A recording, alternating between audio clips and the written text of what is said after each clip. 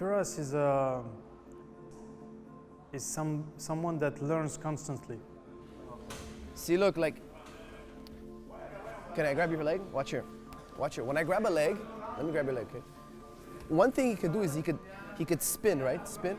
For me, he doesn't train me the way he trains, let's say, Rory or Alex or George. Or I have a certain way that I need to train because my body type, because the way I recover, and he analyzed that. He observed a lot, and he always trying to. He watch a lot. He reads a lot of books. He watch a lot of videos. Try to spin. Go spin, spin, spin, spin as much as you can. It's very difficult for him. Go spin, spin, spin, spin. He's not gonna disconnect from me. See? So I'm bending him. It's a really strong grip. Okay? So I'm putting pressure on the hip, and I'm using my arm to block, and now I have something to push, right? So I'm twice as strong.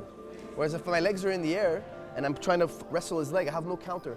He always telling me, Tarek, just learn constantly, trying to learn, even if you rest your body, trying to work your minds 24/7 if you can. You know, learn new stuff from watching videos, from reading books, from open your minds to a lot of different things. And I think that's my mind was really closed-minded for a long time because, I was believing in certain system, and I didn't want to open it to other system.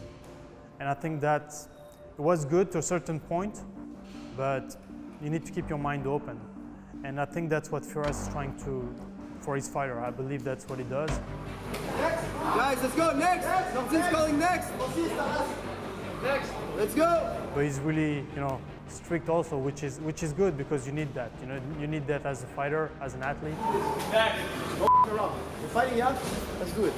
Come on. Max, get in line. You have to understand, when I'm in pro practice, I understand that they can handle my efficient attitude. This is your endurance too, you get on the fence and grind it out. You need to do it. I think fighters draw themselves to that. They want me to be efficient. They know that they're getting better. There's no greater feeling to a student that he knows he's improving. Then he's gonna love you the most, whether you're efficient or not. Whether you were cold with him or warm with him, he's gonna love you the most when he's increasing in ability. Straighten your leg, straighten your leg. Look, I bend. See, I walk and I bend the leg. Tight. And now from here, I hook it here. Boom. And I follow my elbow. It's a great asset to have on my side and a great person to look up to. I can really feed from him and learn from him. You gotta try to control that hip. This is the strongest. Foot on the hip and close your triangle behind his back. And now here. Back a few years ago, I was training like, crazy. I wasn't really taking care of my body like I should have done. And so today, I believe I'm training a little bit smarter. I recover more. Firas, we put a good training regimen that allows my body to really, recover fully. When you're young, you just go to the gym and train. You don't really think about it, but in the longer run, you got to think about the longer run, which I didn't think about it a few years back. So, I will always make sure that my body holds up as long as, I want to play with my kids after my career is done. Yeah, obviously, I don't want to be working on cans and not being able to play with my kids. That's something really important to me. Yeah.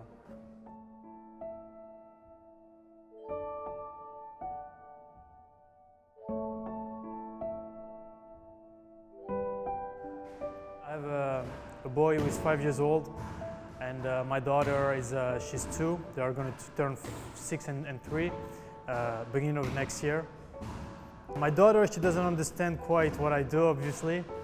My boy, he does understand. He used to come to the gym a lot.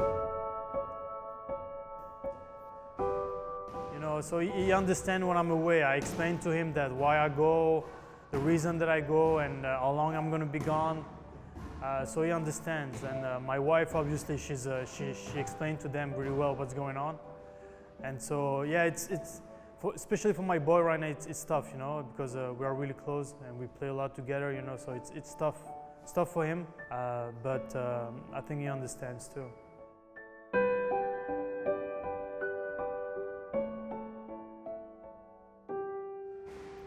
You know, like I said, it sucks that I'm away from my kids, from my wife. You know, every day we talk. I miss them every day. You know, it's tough. It's really tough.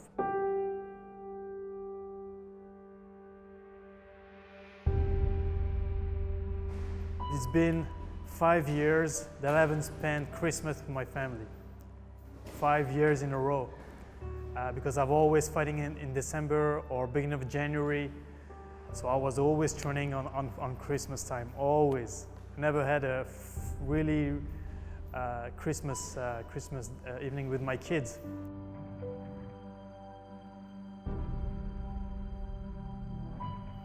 So man, somebody's got to pay for it, man. Somebody's got to pay for it, and I'm coming to win December 30th.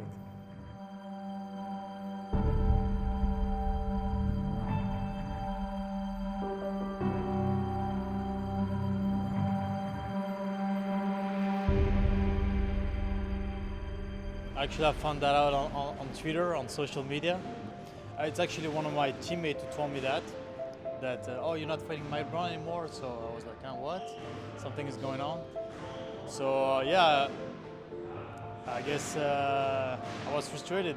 You know, obviously, find out that way, and I wasn't gonna fight Mike Brown, but you know, UFC replaced it, and I'm still fighting on December 30th, which is I didn't want the plan to change, the date to change. I want to dominate this fight, and you know, apart from getting the W, obviously I want that W really bad. You know, I want to dominate my opponent and I really make an impact on that night. You know, make it those 5-6 months worth of training, you know, worth something for December 30th.